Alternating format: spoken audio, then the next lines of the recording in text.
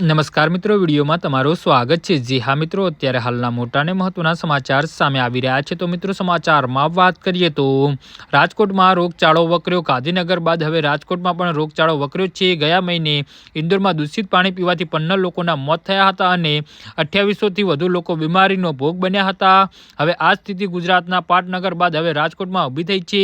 તાજા અપડેટ પ્રમાણે રાજકોટમાં છેલ્લા એક અઠવાડિયામાં ઝાડા ઉલટીના 212 કેસ નોંધાતા લોકોમાં ફફડાટ ફેલાયો છે।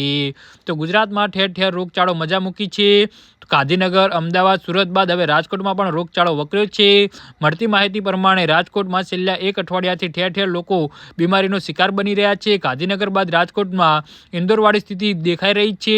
દૂષિત પાણીના કારણે શહેરમાં એક અઠવાડિયામાં ઝાડા ઉલટીના 212 કેસ નોંધાયા છે। ખાસ કરીને કોઠાડિયા વિસ્તારમાં કમળાના 2 કેસ નોંધાતા ખળબળાટ મચી ગયો છે।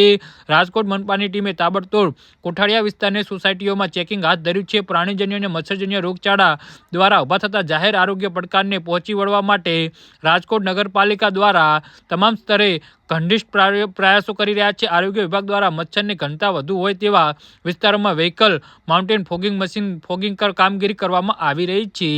જી હા મિત્રો, તો આના વિશે તમારું શું કહેવું છે તો નીચે અમારી કમેન્ટ બોક્સમાં જરૂરથી જણાવજો અને અમારી યુટ્યુબ ચેનલને સબસ્ક્રાઇબ કરવાની ભૂલતા નહીં। ધન્યવાદ।